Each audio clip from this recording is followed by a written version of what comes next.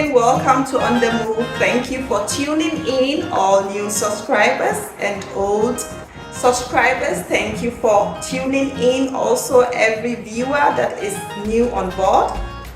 I'm hoping to actually at the end of this video give you some knowledge about how to register a land correctly here in Ghana. Once again, welcome to On The Move. If you have not yet subscribed to our channel, kindly do so to support our channel and to also get a lot of new updated information about how to purchase a land in Ghana. If you are a new subscriber, I hope that you will enjoy these 7 steps that I am going to give to all of you, and I'm hoping that you will try to use them for your own good so that you would not pass through any land problems or litigations. In today's video, we are going to discuss 7 steps of how to purchase a land in Ghana correctly, because many a times we do not know what we are doing, or we just come into it and we have to face so many difficulties because we were not taught rightly, we were not put into it rightly, or our agents or our lawyers are messing up with us, taking more money they are not supposed to, but doing less work, bringing us into troubles. So today I'm here to actually discuss with you. It's kind of conversation that I want to have with all my subscribers and new viewers about how to purchase a land in Ghana, and also to show you some of the documents that you need to look out to. So the first step is you need to acquire a land. You need to know what you want to purchase. You need to do a thorough background check, and I'm going to show you how you can do it best. You are either having a direct property from a landlord here in Ghana, or many a times an agent is actually negotiating for you, like I do for my diasporas. So first of all, you have to go through a background check of the place that you want to purchase the land from, the area. What is this area about? Is it an area that you can build? Is it an area that maybe you can farm? Is it an area that you can actually put some commercial properties on there?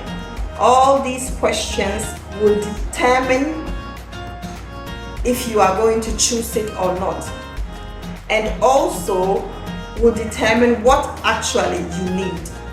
Yeah, because you can choose an area, but it's at the long run you will see that, oh, I cannot farm on this land, or this is a waterlock, so I can actually build on there, but I'm going to spend much more money. I, for instance, always tell my customers, if it's a waterlock can actually be when it's too much rainfall and that place is very low ground, so the water will just be filled there more than other areas, so there will be some kind of more water than usual to see. And then also we have the waterlocks which comes with because there is a lake or a river at that place or around that area, so when it rains it overfills itself and then it creates a lot of mud and water for your plots of land that you want to purchase. So I am here to take you through the 7 steps, and the first step, as we are already going into, you need, what I said is you need a search. You need a thorough background search. What do I mean by that? Stay with me and you will know what I mean. For you to be doing your background check, you can ask your agent, as maybe you are new to Ghana, or also your land lawyer, to actually make a research. You can make a search at the government land overseer. They are then coming to, or they have actually their details of every area and every land that is available, and if they don't, they would come to make the research for you. If this is the area you are supposed to build on, make your farm on, whatever you want to do, you are going to make the search according to what you need. So it's possible to make a background search before even choosing the land. It comes with a cost, but it's possible. Now, coming to the number 2, acquisitions and negotiations. The number 2 is acquisitions and negotiations. Okay, now so let's move to the step 2 on how to register a land here in Ghana. After your background search with the governmental land overseers, after you have gone through that process, you don't always have to go through the process, but it's advisable if you are new to a country or a continent and you don't know what you have to look out for. But if you have been here before and you are just purchasing another land, or you are now purchasing a land, maybe you know what you are dealing with. So this first point is up to you. But I recommend that if you are new to Ghana, you have to go your extra miles, pay more to get better deals. Okay, so we're coming to the second procedure, or the second step of this video. That is with the search. You would have to do a search at the lands department, and that is, you need the original site plan from your land owners or your agent that is standing in for you, and then you need to go for a search. How is it done and how does it look like? That is what we are going to discuss in this second part of this video. Okay, so this is an original search from the lands department. As you can see, there is huge stamps on there and it says Land Commission. So you are going to get from your landlords or your agents exactly such a site plan and a search, an old search, let's call it that way.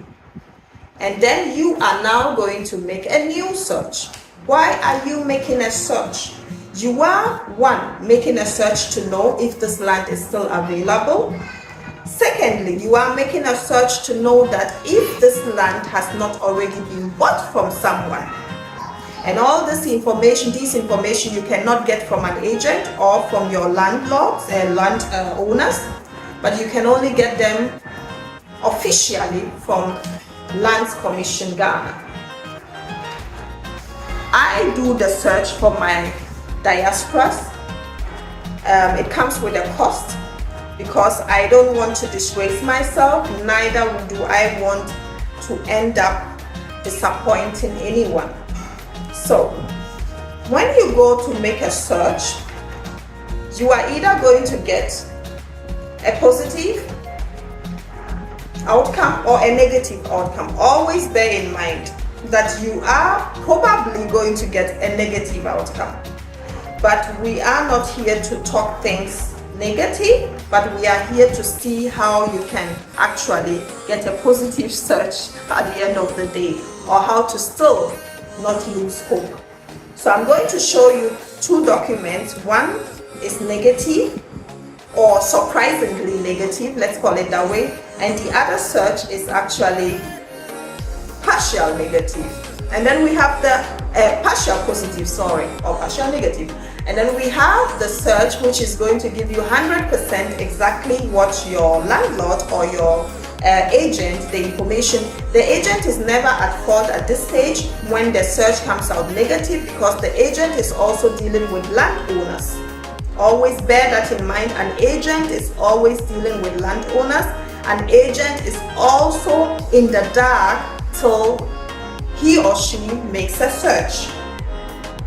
So that's why I have made it my problem, because I am a diaspora myself and I don't want to be cheated, I don't want to be frauded. So I always look out for my customers. So whenever I get a land a proposal to sell something and someone is interested, I will make a search for the person before we go ahead with registration and whatnot, or to purchase the land. So now we are going to come to the search. It can look positively or partial positively. Now we have a land here that we made a search for, and making the search we have about 4 points which will prove to you how it came out.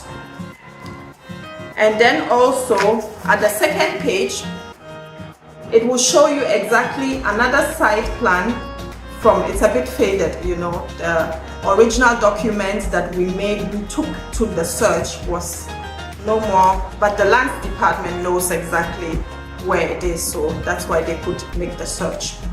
So as you can see, it will show the site plan, the second part of the search, and then also with all the stamps approving that the search is authentic. Okay, so now let's get to the first side of the search. Today you have to bring a lot of time because obviously this is an information I put together and I've gone through because I've been registering and selling lands now for some time now, and whatever is coming out is what I'm telling you. I've been making search, whatever is coming out is what I have here to show you the positive sides and the negative sides. So it says here, reference is made to your application for a search dated on the above subject, which is the title of the place. Okay, then it says number 1. Okay, then it says the search applies for against the land edged red. So that will be on the second page. I will show you very soon.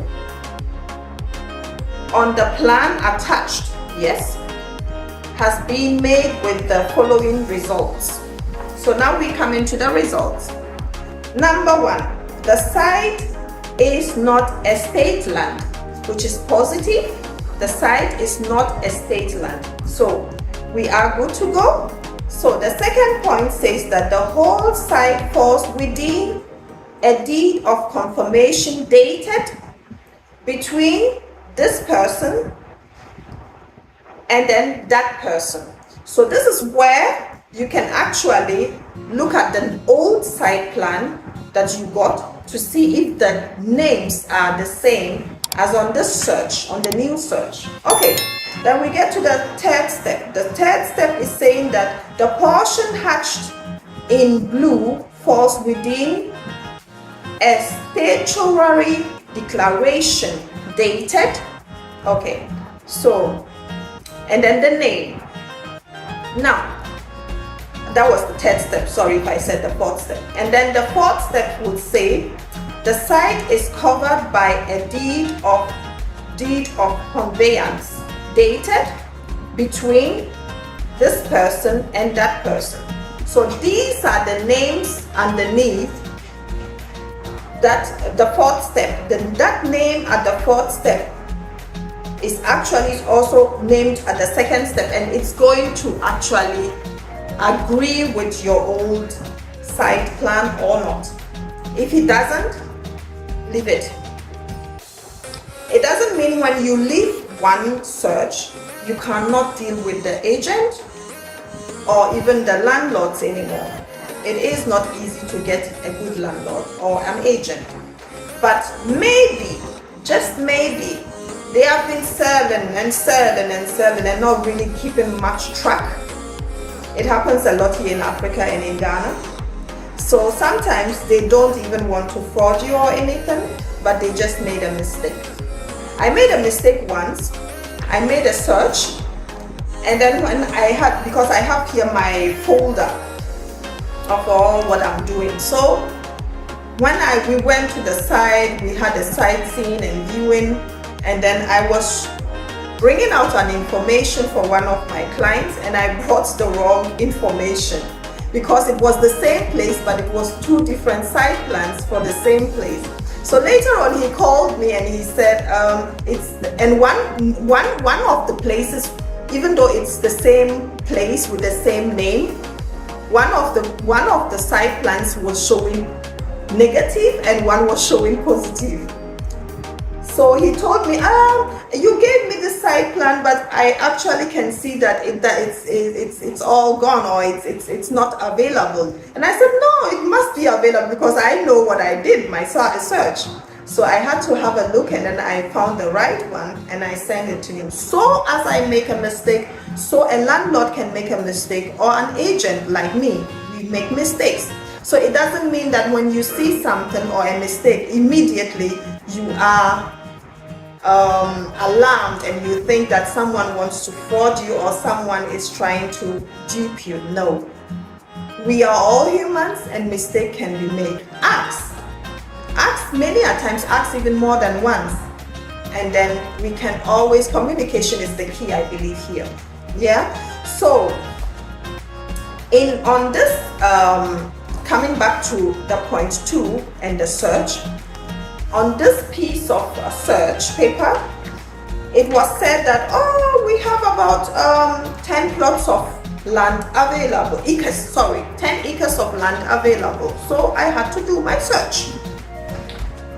And the customer who wanted me to do the search wanted 1 acre.